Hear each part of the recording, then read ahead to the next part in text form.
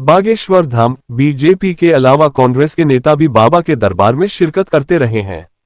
ऐसे में बाबा से जुड़े विवाद को लेकर सूबे की सियासत गर्मा गई है। मध्य प्रदेश के छतरपुर जिले में स्थित बागेश्वर धाम से जुड़ा विवाद लगातार बढ़ता जा रहा है।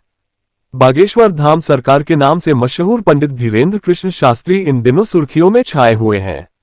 नागपुर की अंधश्रद्धा निर्मूलन समिति ने बाबा पर जादू टोना के जरिए अंधविश्वास को बढ़ावा देने का आरोप लगाया था, जिसके बाद पंडित धीरेन्द्र शास्त्री महाराष्ट्र में अपनी रामकथा को बीच में ही छोड़ आए थे। बागेश्वर धाम सरकार का मध्य प्रदेश की राजनीति में खासा प्रभाव रहा है। बीजेपी के अलावा कांग्रेस के नेता भी बाबा के दरबार में शिरकत करते रहे हैं। ऐसे में बाबा से जुड़े विवाद को लेकर सूबे की सियासत गर्मा गई है।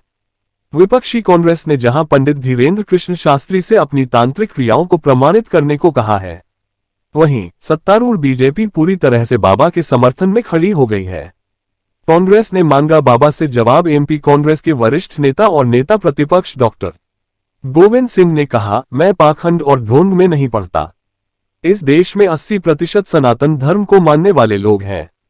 जब उनके ऊपर महाराष्ट्र में आरोप लगे तो बागेश्वर जी रात में अपना बिस्तर बांधकर क्यों भागे? मैं उनसे चाहूंगा कि अगर आप में सच्चाई है तो आपको प्रामाणिकता के आधार पर भागने का जवाब देना चाहिए। आपने तांत्रिक जैसी प्रथा को प्रचारित कर रखा है, उसे प्रमाणित करें। बीजेपी ने बाबा का किया समर्थन। बीजेपी के राष्ट्रीय महासचिव कैलाश विजयवर्गीय बागेश्वर धाम के पीठाधीश पंडित धीरेन्द्र कृष्ण शास्त्री के समर्थन में उतर गए हैं। विजयवर्गीय ने कहा कि मैंने बाबा का साक्षात्कार देखा है, जिसमें उन्होंने कहा है कि ये मेरा चमत्कार नहीं है बल्कि मेरे इष्ट का चमत्कार है। मुझे हनुमान जी और सन्यासी बाबा पर विश्वास है। सब कुछ उनकी कृपा से ही होता है। मैं तो छोटा सा साधक हूँ। कैलाश विजयवर्गीय ने कहा कि हिंदू महात्मा के साथ जब कोई घटना होती है तो प्रश्न उठाया जाता है। जावरा में लोग जमीन पर लुटते हैं, पिटते हैं, लेकिन वहां की कोई चर्चा नहीं होती। जावरा की दरगाह पर आज तक किसी ने सवाल नहीं उठाया।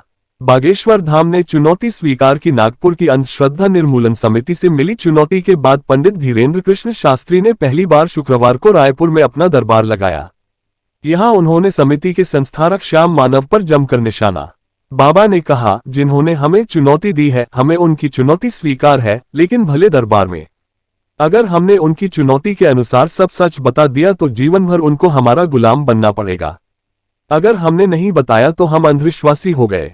अंधश्रद्धा निर्मूलन समिति ने दी थी चुनौती। पिछले दिनों जब बागेश्वर धाम के पीठाधीश पंडित धीरेन्द्र कृष्ण शास्त्री महाराष्ट्र के नागपुर में राम कथा कह रहे थे, तब अंधश्रद्धा निर्मूलन समिति ने उन पर जादू टोना करने का आरोप लगाते हुए उन्हें चुनौती दी थी। दावा किया जाता है कि इसके बाद धीरेन्द्र शास्त्री राम कथा बीच में ही छोड़कर वापस छतरपुर चले गए थे। हालांकि इस पर विवाद बढ़ने के बाद उनकी ओर से सफाई भी आई। उन्होंने कहा कि गुरुजी के जन्मदिन के कारण सभी जगहों की कथा से 2-2 दिन कम कर दिए गए थे, इसीलिए नागपुर की कथा से भी 2 दिन कम कर दिए गए। बाबा ने कहा कि धर्मविरोध लोग उनके खिलाफ दुष्प्रचार कर रहे हैं।